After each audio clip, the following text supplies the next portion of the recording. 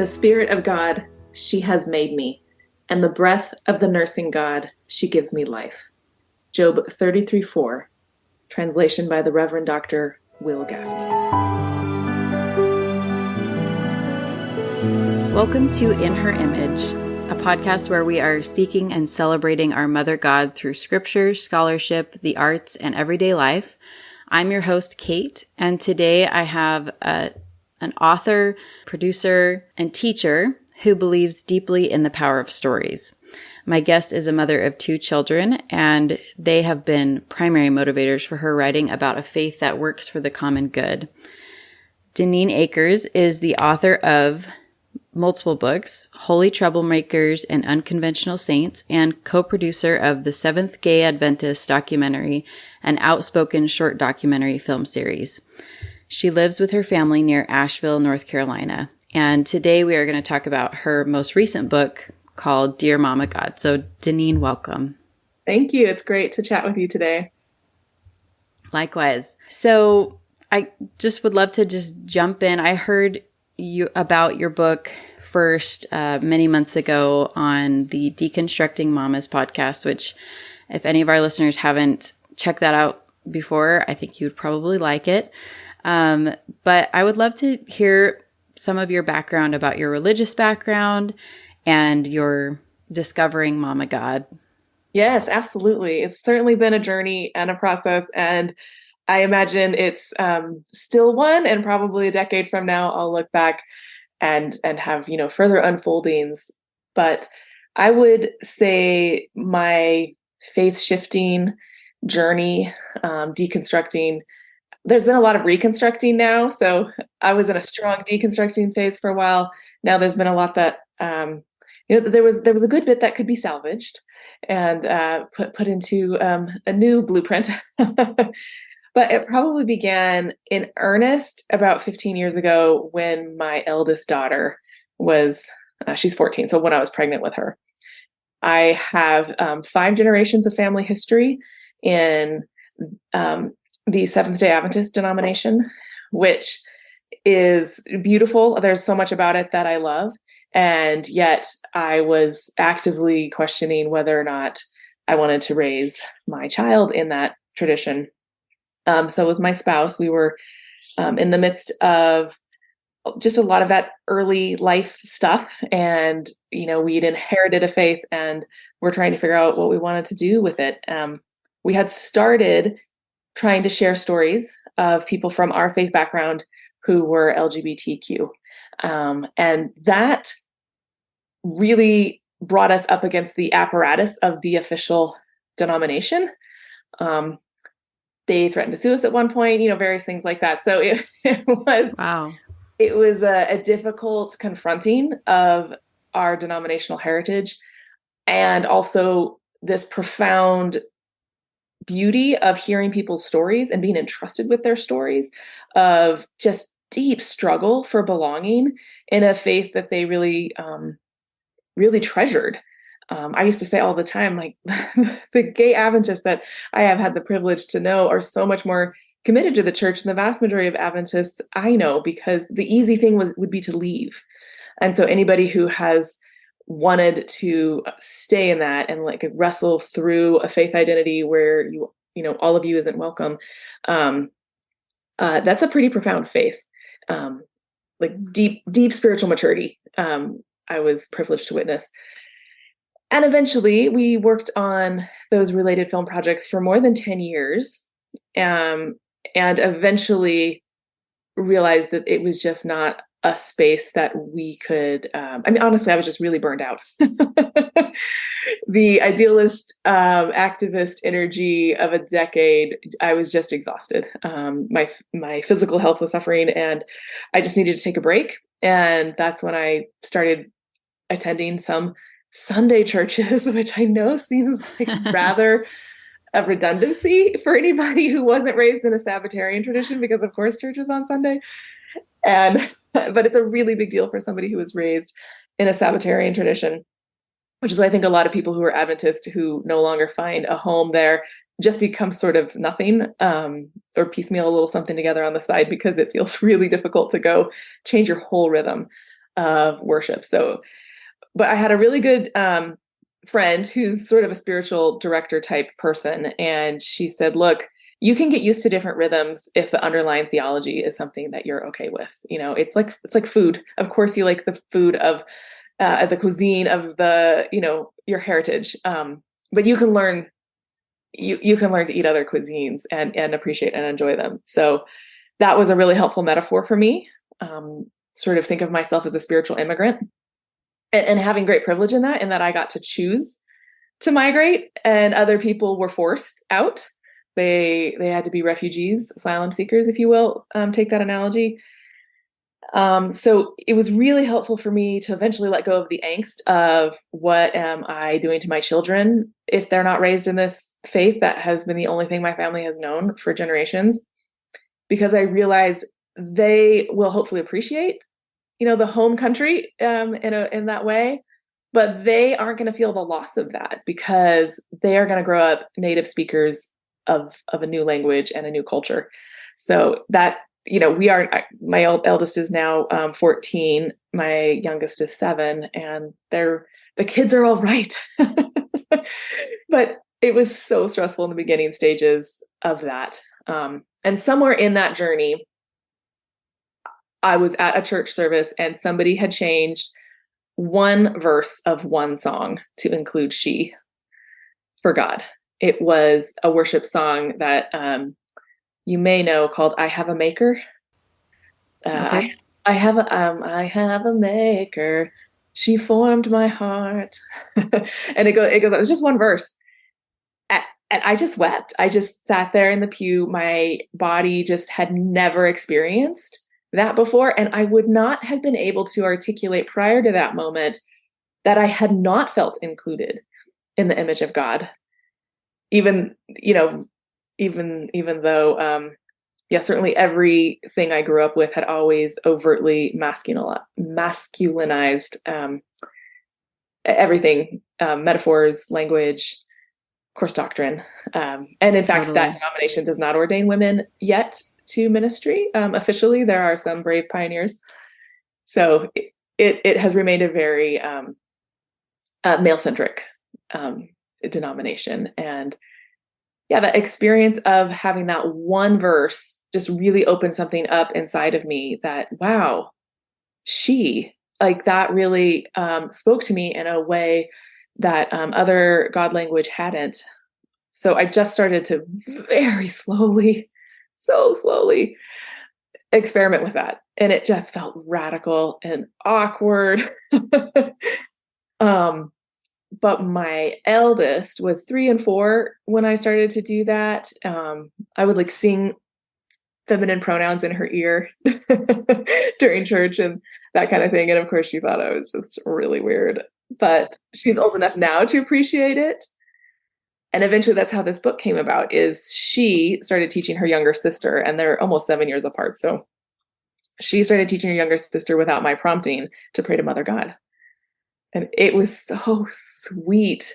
The little one had a bit of a speech delay for quite a while. So she would say, "Dear Mother God."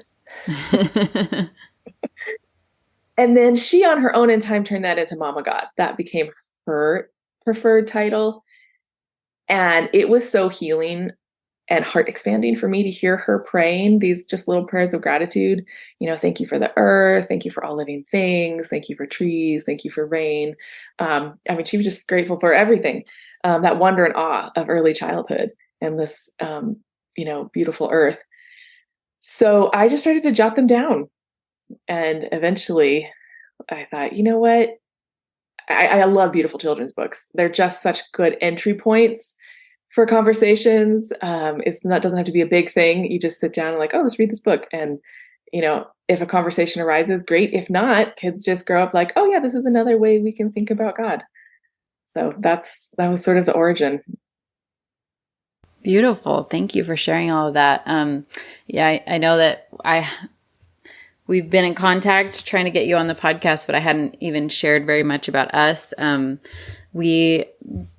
Most of our listener base are Latter-day Saints, or Church of Jesus Christ Latter-day Saints.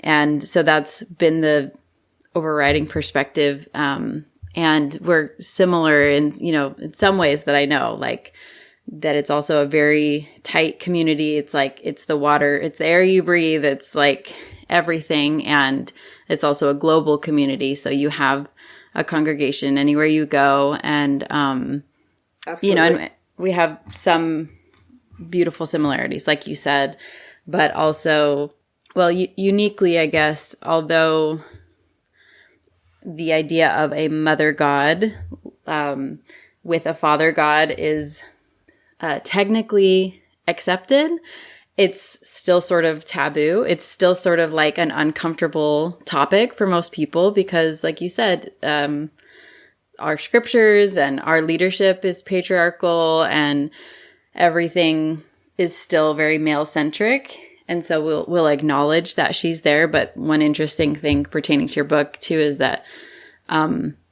what we have been told is we should not pray to her.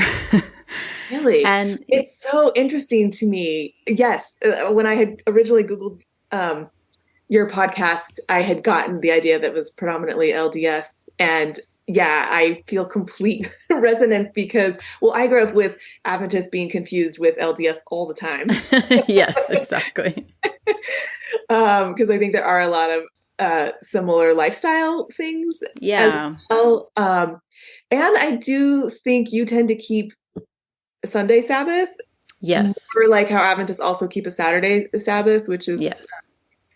Sort of like a full day of rest in community, which is a beautiful thing. I have really missed a lot of that. Now that I am not part of an Adventist community, I've tried to recreate a little bit of that at home. Like we turn our devices off for Sabbath still. Yes. And little things like that. So I do really appreciate the heritage. And I was super fascinated that there is this Heavenly Mother concept, but interesting. I wonder where the prohibition against prayer came from, because I do feel like it's such a deeply spiritually enriching thing. Yeah. My theory, I guess I should say, is just that it's something that is misunderstood. It's how do I sum it up? I talk about this all the time, right? Like, because like I mentioned, we have a patriarchal structure. So if we recognize the feminine as divine as the masculine, that would naturally disrupt the structure. I think it's also because, the reasoning for that admonition, whatever we want to call it, was always like, well, Jesus prayed to the Father. He didn't mention a mother. And so, although we have leaders who we can look to for wisdom, I would say, I'm trying to be so careful, right? If you can't tell, that they're not really scriptorians either. Like, right? There is so much, I think that we can find of feminine imagery and in the scriptures, describing God. And yet, absolutely, that was actually hugely liberating for me when I started to delve into this, just because I'd had such a profound personal experience with the feminine face of God, and recognizing that God is more than we have often been taught we're allowed to conceptualize. I mean, it's all a metaphor, right? These are all gestures at an unknowable mystery, an ultimate reality that can't be put into a box. But I think we forgot that along the way, because of patriarchal culture and religious structures. And we sort of concretized the metaphor into the masculine, which is always dangerous to do. The metaphors stop working when you concretize them. And my background is English, so I'm very interested in the language aspects of this, because language is always slippery. You cannot ever, if I tell you I would like to buy a new chair, like your brain can imagine 15 different chairs, 1,500 different types of chairs than what I might be imagining. And that's for a very concrete, tangible object. So of course, when we're talking about an ultimately unknowable mystery, there is no way language can encompass this. So I definitely um, land that, any divine is beyond our concepts of gender. And yet, because we have so, heavily been stuck in this masculine only metaphor as the only valid metaphor for so long, like we need some equity for the divine feminine. And so we need to consciously use feminine pronouns, imagery to help remind us in our own bodies and externally that she is a part of this as well. The feminine is also a part of this. And what I was so liberated to discover is that this is completely biblical. Like, it's all throughout Hebrew scriptures. It's all throughout Christian scriptures. Like there's actually a lot of church tradition, early church tradition around this, especially spirit. Has always been referred to, like the early like Syriac Christian communities, like lots of understanding. Even some of the early back when there was just one church, some of the early bishops talked about God being our mother just as much as God is our father. Julian of Norwich especially talked about that. There's like quite a bit of church history. Now, obviously, you and I both come from denominations that like branched off from that. Yes. At some point. So we have that sort of added layer. Interestingly, in the Adventist tradition, we have a female prophet. So it's really right. Didn't she found? Yeah, she founded your church. One of the early founders, and still considered to have. Her writings are still considered prophetic, and so it's always an interesting thing to witness the mental gymnastics happening of people saying why women can't be ordained, but we're founded by a female. That's always been a challenging and sometimes amusing, little ritual to watch happen in that denomination, which I do still have great affection for. The other thing I was going to mention is there's a phenomenal book called She Who Is by Dr. Elizabeth Johnson that if you or your readers haven't heard of that yet, I really recommend. It's an academic text. It's been sort of a standard academic text for I think at least 25 years now. And there's like all of these things you could possibly think have been addressed, including Jesus prayed to God as Father. So doesn't that mean we must? And so, of course, feminist and womanist theologians and scholars have deeply dived into this. I have a list of recommended reading. If you go to dearmamagod.com, at the top, there's a link called Why Mama God? And it's really no, this isn't heretical. Like you can do this and not be worried. And there's a whole list of scriptural references. And at the bottom, there's a list of further reading, including some other wonderful children's books, but especially some of the scholarship. And Dr. Will Gaffney, whose translation of Job 33:4 is at the beginning of Dear Mama God, does a lot of work in helping to restore the repressed feminine grammar. And she, of course, she has a lot of resources online and in her books. She's written several books. And she's written a new women's lectionary that I really highly recommend, where she has put feminine titles for the divine throughout the Psalms, because so many people love to pray the Psalms. So it's, she who moves mountains, creator of all, Holy One, nursing God. There's many. She talks about El Shaddai. Yeah. And referred to the many-breasted one, which makes sense in a culture where, babies are only fed from mama's bodies. And that was like a really crucial source of sustenance. And so of course, that's like a deeply comforting idea that your God can sustain, like physically sustain you in that way. And it also makes communion even more beautiful to think of it that way, I think. I think it was Rachel Held Evans who pointed out in one of her books that women have so often been barred from the communion table in all kinds of denominations. And yet we're the ones who know what it's like to give of our bodies for life. And there's all kinds of things. Here is my flesh, take and eat. Like, exactly. Yeah.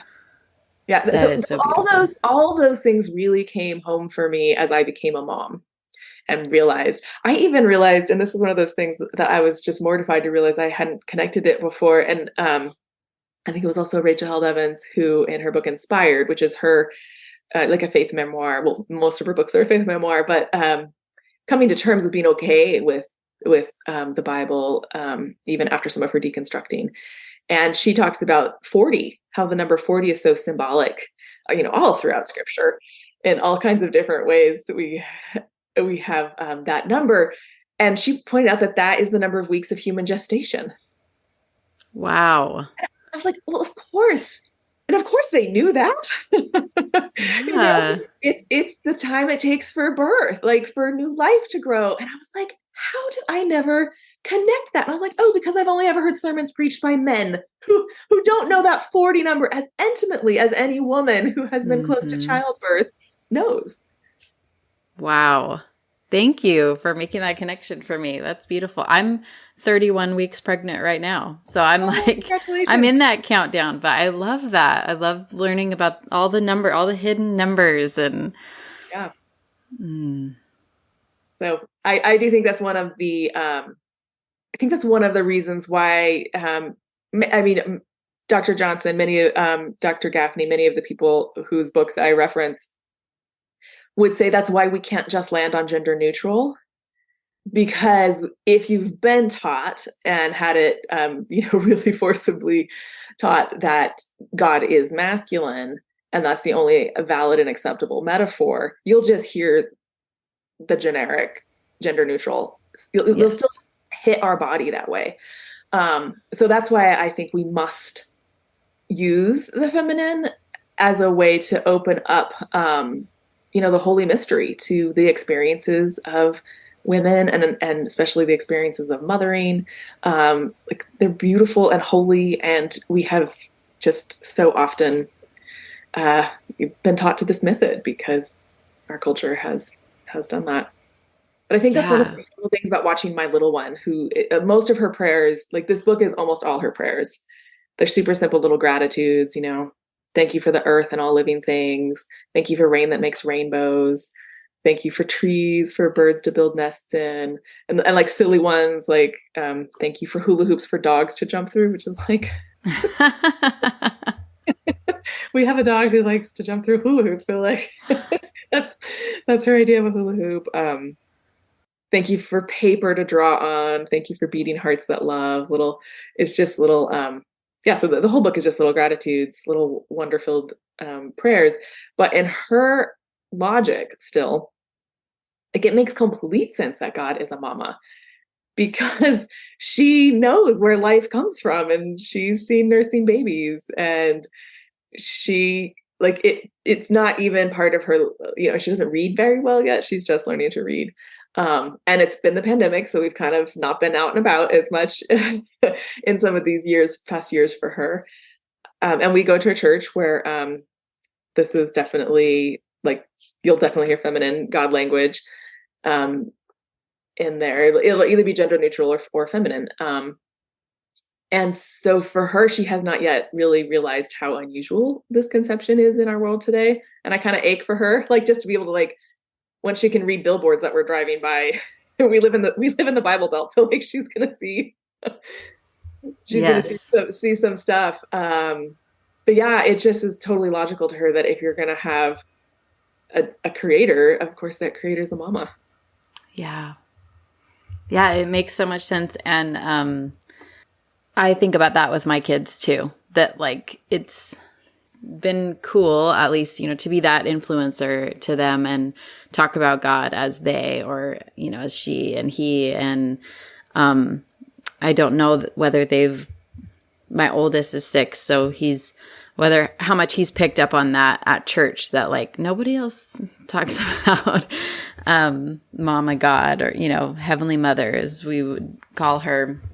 So I don't know. Yeah. When is that going to hit? I do know he has noticed a few things, like women don't bless or pass the communion in my church either. And he's like, what? Why? And I'm like, Yeah, it's kind of weird, huh? Like, I don't really try to put too much into that, but I'm just like, yeah.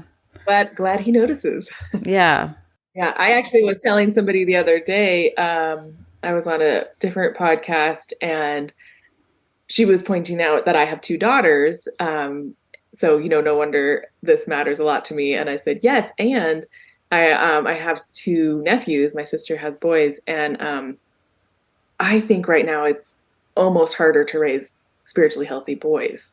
Mm. And so I think it's just as important for boys, not just to recognize that the women and girls in their life are also part of the image of God, but also to recognize that their nurturing qualities are also holy. We actually kind of we have a script in our culture that we call tomboys, where we allow girls, at least when they're young, Right. to buck our gender norms. We don't really have that for boys. It's probably rooted in our homophobia. Yes. And so I think, one of the endorsers for this book said, and I don't have it quite in front of me, but it's something about, when God is mama, girls see themselves as part of the image of God, and boys see their feminine traits as holy too. Yeah. And I think it's like that's just as important, because I think our culture, if you look around right now, we're having a really hard time with boys. Like, they're not doing well, like across all categories in many instances. So I think the way we have, socialized boys isn't working well. And so I think I think our God language is part of that foundational shift. Absolutely. Yeah. If we could start with God, everything else would trickle down. I think about how it's sort of culturally normal to see men as your leader, but not women as your leaders, because, after you turn 12, you're kind of like, in our church anyway, you're just with the boys and you're following male leaders. And of course we have our mothers, but I think, unfortunately, traditionally, we haven't seen women as much of authority figures to listen to and to follow, because God is in the image of a man, supposedly. So, it's interesting to me, and Dr. Johnson points this out in She Who Is like there's many things about the way Jesus spoke about God that we have not taken as literal for all time. He gave all kinds of other metaphors, including like God as a baker woman, or as a woman looking for a lost coin, and we don't, of course, the Good Shepherd, which I do wonder. I think Jesus has incredibly nurturing feminine qualities that, especially in the United States today, we kind of don't overlook. Like, when I see a lot of people talk about their, like, and I'm talking sort of like the political reality right now of what's happened in evangelicalism in particular, which, as an Adventist, I didn't grow up as identifying as an evangelical, and I'm sure LDS don't either, although culturally we're often put in that lump. Yeah. Because we're also not Catholic, or like it's just Protestant. Yeah, break off. It's complicated. I understand why like media people can't figure out quite how to talk about it either. But white evangelicalism in particular, white conservative Christianity in America, when I hear them, a lot of them speak right now, I'm like, have you read Jesus lately? And in my first book, Holy Troublemakers and Unconventional Saints, one of the women I profiled, her name is Kate Christensen Martin. She talks about Jesus being a man who mothered the world. And I think it's such a beautiful idea that we all need to hear. And it connects with this Mama God concept as well, that the feminine traits in all of us, we all have feminine and masculine, but our culture has so highly prized and rewarded the masculine and diminished the feminine that all of us, male and all genders, have tried to like highlight their masculine. Yes. Because that's what's rewarded and that's what the culture demands and recognizes. And, we all could do with incorporating the feminine as holy. And, Jesus like took time for people, like listen to people, especially those who, were not considered important. Touched people who were not considered touchable. sat with children, fed people. Jesus told, sat and told stories. Like Jesus had all these deeply, like what we would classify as feminine qualities, mothering qualities, like mothering in that case being a verb that any gender can step into. But yeah, I think it's all connected. Yeah. And I think, one of those qualities being sort of like you said, like loving the quote unlovable. And I see that in mothers, you've talked about the LGBTQ issues a lot. And there's a lot, some of my close friends whose children come out as gay, and it's like opposing this belief that they've always held because of what we've been taught at church. And they just choose their child just immediately. They just choose their child and say, whoever you are, whatever it is that you need, like I'm going to be there for you and trust you and support you and love you. And, I think what you're saying about the sort of the mascot Jesus, white nationalist evangelical Jesus is like, here's, how they picture him or how they talk about him is like, here's the truth, and everybody that doesn't like it is just on the wrong side. And, it is very interesting to put those two next Absolutely. to each other and say, well, let's go back and say, little sidebar. I'll say, oh, I don't want to interrupt you. I'll say sidebar. This is, in some ways related to my journey to Dear Mama God for sure. And I think misogyny and homophobia are always found together. So they're definitely not unrelated. But if any of your listeners want to watch the documentary that my husband and I produced, came out, I think, 10 years ago, maybe 11 now. It's called Seventh Day Adventists, either clever or offensive. Depending on whether you're the corporation of the Seventh Day Adventist Church. Actually, it's only ever a working title because it was just super easy for people to understand what the film was about. Which when you're submitting to festivals or even just working early on with trying to find editors and stuff, it was just a really quick, like, oh, I know what this film was about. We always thought we would change it at some point until the church tried to sue us over it. And then I had enough gay Adventists tell me, like, listen, they have always wanted to push me out, but this mashup is me. So at that point I was like, okay, fine. The name is the name. Yeah. And yeah, of course, like there's tons of, we easily, were able to use the name, without repercussion. We just had to, we always volunteered to put a disclaimer at the end of the film that this was, independently produced and not, which I was like, I don't really think anybody is going to ever have that confusion. Yeah. It's actually a very gentle film because the main audiences of, PBS film festival type people, their first question is like, why stay? Like, just go. So we actually had to portray the Adventist church, and the community, in the way that you would understand why you wouldn't want to leave.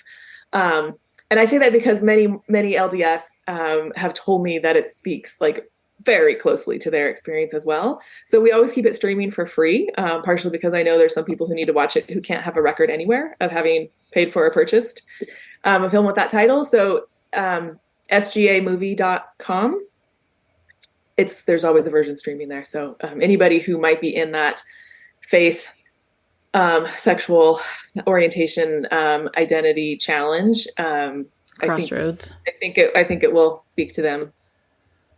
That's awesome. I'm super interested in that. So thank you for making it. Yeah, 10 years ago when you just had little kids. I don't even know how.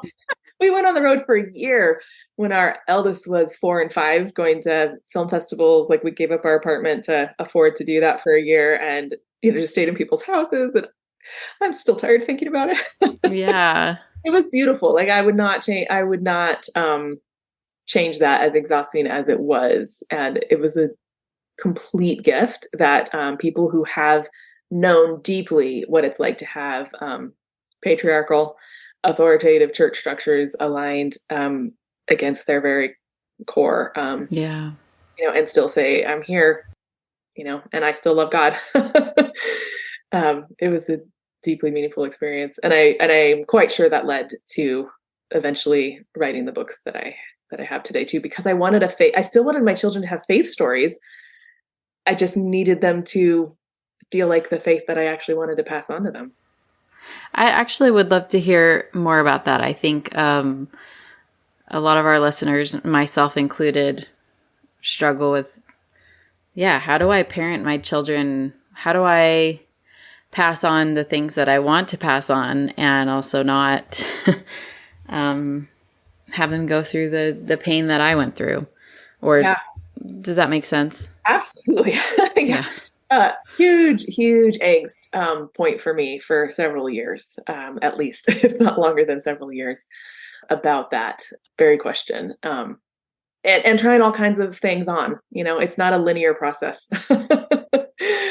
And I know people who've managed to stay in their denomination and do that. And I did do that for a while. And then it was partially because we were seen to sort of speak for LGBTQ Adventists, which really wasn't ever fair. It was just because we were seen as straight and safer in some ways. Mm-hmm. But for example, when I started wanting to lean into divine feminine language, I knew that most of my LGBT Adventist friends were not there. And I didn't want to I didn't want my prominence of having spoken out on LGBT affirmation and inclusion to overlap there. So I just sort of stepped back for a while. Also knew it was time for other people to be talking. People who, when we started the work, it needed to be an ally like us. And now I think there's room, there are LGBT Adventists speaking now and writing books and doing great things like that. So I knew I needed to step back. And in part of that process, I just started to realize that a different church possibility was open. And we oh my goodness, we visited so many different types of churches in that process, and then sometimes did nothing for a while. My husband is very much let's just take a nice walk. Yeah. He's definitely more in that camp. But we have found these little churches wherever we have landed, and we found them in 3 very different cities now. So I know they are out there. They can be hard to find, but I do think there are people who are trying to live out a faith story that feels a little bit more like what Jesus was talking about. And there actually is tons of research that shows that what parents do at home matters tremendously more than anything else that is happening at church, be it youth groups, summer camps, any of that stuff is nowhere near the impact of what parents model and talk about at home. Just talking about it and not necessarily having answers at all. In fact, the older they get, the less they want the parent to have an answer. The more they just want the parent to hold room for the conversation. Isn't that an interesting question? Let's think about that. Tell me more. What do you think? I noticed that too. I don't know what to do about it yet. Just holding space for the conversations is absolutely huge. And I do think we can panic a bit thinking I don't really know exactly what I believe. I know I don't like these things, but I haven't reconceptualized it all yet. And I really think I actually was submitting a grant proposal along these lines a few months ago, and it was really comforting to read the research. And the research actually says, ironically, especially when you're talking about older kids, tweens and teens, they don't think their parents have an influence on them anymore. Because they like to think they're these independent, autonomous units who are influenced by anything. And parents don't think they're having an influence on them anymore. But when you do a longitudinal study of 10, 15 years out, nothing is more important than the parents and what they're talking about and modeling at home. So I found that greatly, greatly comforting. Yeah. Yeah, that's awesome. Thank you for sharing that. That is comforting, and to just lean into what I can. I like what you said about just holding space for the conversation. I'm not sure what to do about that yet. I'm still figuring that out too. Absolutely. I think it's huge to model not knowing sometimes and sitting in that, because we are so uncomfortable with sitting in the discomfort of not knowingness and uncertainty. Mm-hmm. Yes, There's for sure. so much spiritual growth that is all about like there is no spiritual growth or personal growth without those places of discomfort and unknowing. Sometimes that lasts so much longer, or always, you know, Mm-hmm. like the older I get, the more I don't have certainty about so many things and accept mystery.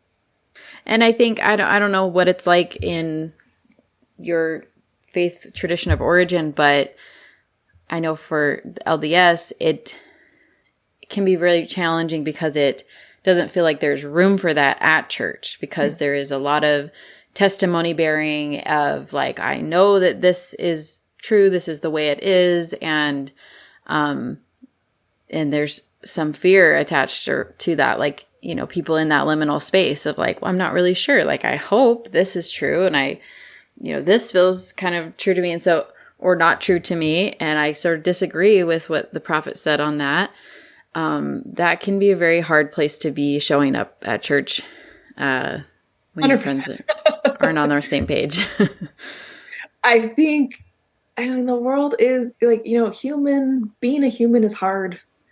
Yeah. It is hard. Like, there's no way around that. And I feel like all the world religions at some point kind of try to acknowledge it's hard. And we've come up with different answers to try to ease the suffering and the challenges of that. Especially, I think there's something about these uniquely American denominations that grew up, even if they're global now, but they were born out of the Second Great Awakening, mostly upstate New York. Don't know what yes. was there. That really, really wants certainty, and we've kind of idolized it, actually. Adventists have a very solid, certain eschatology, a lot that goes with that, and I think it just provides a sense of safety in a chaotic world, and we're even more connected because of our, social media and phones everywhere. It's very easy to get clicked into like a news cycle that only reinforces the terribleness out there, which isn't necessarily the entire reality of the world, even though we do have hard things that we're facing. But I don't know that we have the capacity to absorb all that we are absorbing on an hourly basis right now. Yeah. And so I think we cling even harder sometimes to the certainty of it all makes sense somehow. Like there is this plan and it's going to happen X, Y, Z. There's a lot of that in the Adventist tradition as well. And I have a hard time even recommending the deconstruction journey to anybody because I know how deeply disorienting it is for so long. So I don't know that I think you just go on it because you have to. Like you have no longer the capacity to sit in status quo. And I think it's somewhat personality. They've done some studies about that too. Mm-hmm. So part of me wishes, like I sometimes have a bit of like envy for people who don't have any of these questions that I've had. Like it would be easier. Yes. Or just to go back to maybe you were in that place, so many years ago of like, yeah, this is all. I've actually found a great entry point by sharing good literature with my children. In that terms of like sometimes when the stories we were handed don't always work. Finding examples, and I'm talking things like The Hobbit and Lord of the Rings and Chronicles of Narnia, and I'm a huge Harry Potter fan, actually. And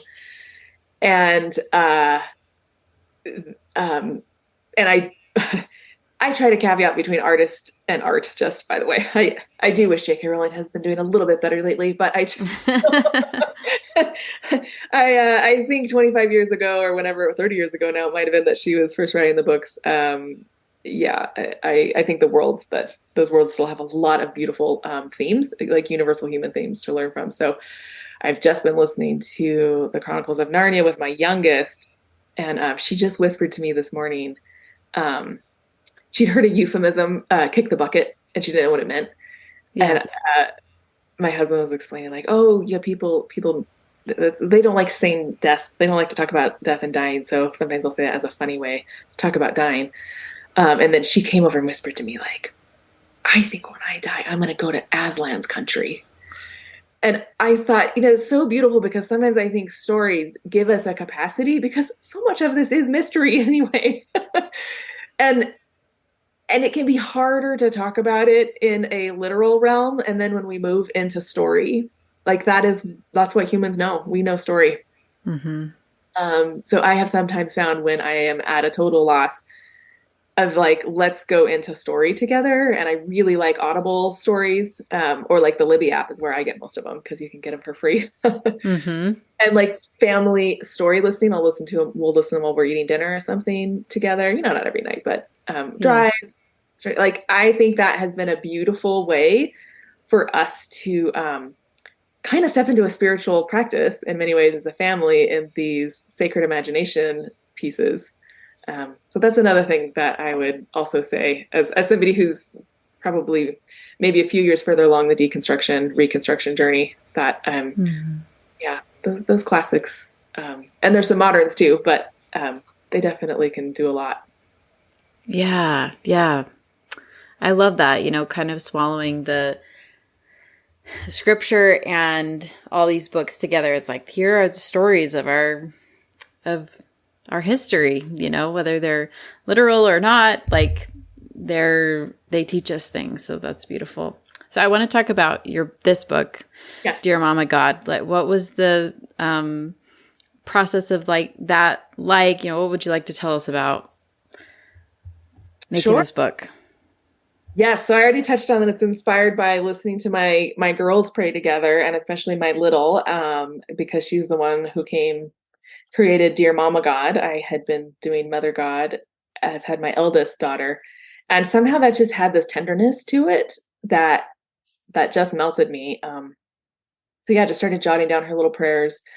And then I had worked with an artist, Gillian Gamble. She's this brilliant Scottish artist. She did the cover for Holy Troublemakers and Unconventional Saints as well. And then she did 3 portraits, a Mary Oliver, Rachel Held Evans, and Alice Paul. And we had done a video for her. So we had actually we had visited her in the UK. She had visited us here. And so, yeah, we became friends. And when I asked her if she would consider doing this children's book, and she's done other children's books as well, some really beautiful ones from Matthew Paul Turner, and she has some other one coming out in the next year or two. And I just knew her style. It's just this beautiful, whimsical, luminous, warm style would be perfect for Yes. these little prayers. And, a picture book, in my opinion, it's almost like music or poetry. Like it's not about the words. It really moves into your soul in a way. So I think that like the child in me needed the healing of Mama God and these prayers as much as having a book for kids. And so, yeah, Jillian's art, we started talking about this. It was sometime, let's see, 2020 would have been like September 2020 that I think I published my first essay about why I pray to Mother God at that point with my children. And that was kind of a bold thing for me to do it publicly. I had been doing it privately and, with talking through it with different people. But I hadn't done too much out in public then. And it felt like a big step for me to do that. And she and I just started talking about the art. And, it's not an easy thing because there's this whole canon of artistic representations of the feminine face of God to go find. There was another really beautiful book last year that came out called Mother God, which I also highly recommend. Reverend Teresa Kim Pechanovsky and Koa Lee is the artist of that one, and that's also really beautiful. That one did different human mother forms. And we decided on a nature motif. So we have a wondrous tree. Both of us have dealt with anxiety and knew that one of the, best ways to move through anxiety is to be in the natural world, and in the, like disconnected from our continual negative news cycle loops. And that is where we sense transcendence the most, I think, is often in the natural world in some way. And there's a lot of research coming out to back that up too. There's a huge new field of research into awe and wonder. And there's many ways to access that, but one of the surest ways is just 15 minutes outside, paying attention to something. So like, it's not the ruminations of your brain, but like watching an ant or like looking at the leaf fluttering or, something where you're focused outside of yourself. And so that's why we decided on a tree as our wondrous, luminous, comforting, sheltering Mama God.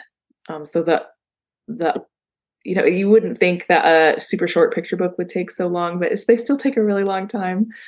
So yeah, it's been, 2.5 years to work through that process. And I'm super thrilled with how it turned out. It's just really beautiful. It is very beautiful. I agree. It was super sweet. I was actually in a shop the other day that is selling the book, and nobody knew who I was. And I saw like a 3-year-old and her mom sitting down reading the book, and I was like snooping, like seeing the book out wild.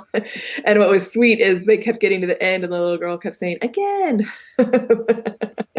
They read it like 4 times. Loved it. Oh, yes. I can see my kids loving this because it's just so fun to look at. And I love the things, like you said, you pulled this from your daughter's real prayers and the things that kids pray about. Something that keeps coming to my mind, I think it was a different episode of the Deconstructing Mamas podcast, but somebody was talking and they said that prayer is just a human thing. Like there are as many ways to pray as there are human beings on the earth. Mm-hmm. And that we've been taught in my faith tradition, probably yours, like a pretty specific like way to pray. You address Heavenly Father, you say thank you for the things you're grateful for, you ask for things, and you say, "In the name of Jesus Christ, amen." And sometimes you slip in a subtle sermon. Yes. Please help so-and-so to come to this decision. Yes. I guess. Passive-aggressive praying is also an art form. Yes, totally can relate to that. Sorry, I'm getting... It's all right. Sidetracked. But like, I don't throw shade to that way of praying at all, but it really resonated with me, just her encouragement that like any way that you connect with God is a valid prayer. And for anyone to prescribe, you cannot pray in this way, or you should only pray in this way. That's not, they don't have that authority. Right. They can't step between you and God. And so I'm going to be bold right now. As you said, it is scary to say, you know what? I do pray to Heavenly Mother and Heavenly Father and Mother, Father, God, and God with no, gender. And it's not always vocal. It's not even in my head always in words. It's meditation. It's song. It's walking, it's spending those 15 minutes like watching an ant. Mm-hmm. All of those things as prayer. And so, but I think it is so, like you said, we need to swing the pendulum and have these books that are just explicitly about the feminine face of God and what she does for us and what we can thank her for. Because how can we really conceive that we have this beautiful world, we're all created, but without a mother? I was wondering if you've ever read the Mary Oliver short poem, Praying. No. This is from her book, Thirst. Mary Oliver is one of my, patron saints. Her poetry has been devotional for me, especially it started in the pandemic as a way to like stop the anxiety. This one is called Praying. It doesn't have to be the blue iris. It could be weeds in a vacant lot or a few small stones. Just pay attention. Then patch a few words together and don't try to make them elaborate. This isn't a contest, but the doorway into thanks and a silence in which another voice may speak. That's perfect. Thank you for sharing that. Well, before we end, the one question that we ask all of our listeners is, how has your relationship with Mama God changed you? Yeah, this has been such a heart expanding project to work on. It has softened me in places that I think I hadn't even realized had become cynical because of coming up against sort of, corporate denominational church power structures and ways that I think it just gave me so much of my spiritual life back to me that I hadn't known I was missing. So I'm really grateful for that. And I'm grateful that I feel like it's come at a time in my children's lives where it's going to be foundational for them as well. So I just feel really grateful for the opportunity to, write this book and have people come alongside to help put it into the world. I should mention, because I always forget to do this, that I asked for a discount code to be made for your listeners if they want one. That's amazing. Thank you. Yeah. So it's for In Her Image, IHI 25. And that will be good for 25% off Dear Mama God. It's available at various places, but the code can only work at our website because that's what we can control. So dearmamagod.com. And if you go there, it should be pretty obvious where the buy page is. But that's when you go through the checkout process, there's a place for a code. So yeah, IHI 25 should work for 25% off. And shipping is free right now. So awesome. We appreciate that so much. I really appreciate what you're doing. I know these are bold and brave and often scary conversations to have, especially within these denominations that are deeply meaningful and also deeply insular. So it can be extra hard to speak these kinds of questions and conversations out there. So may Mama God bless you in this journey. Yes, thank you so much. We really appreciate that. And you can find Daneen on Instagram at Dear Mama God. Dear Mama God, or my Daneen Akers is public right now too. I have a really love-hate relationship with social media, but at the moment you can find me just at Daneen Akers too. Awesome. And we'll link the other books that were mentioned. I think that's all. We appreciate it so much. It's so great to talk to you. Thank you for listening. If you've enjoyed this podcast, we hope you'll share it, and please leave us a rating and review wherever you listen. If you'd like to support the podcast, you can make a monthly donation at anchor.fm/inherimage. We hope you'll tune in next Sunday for another inspiring episode.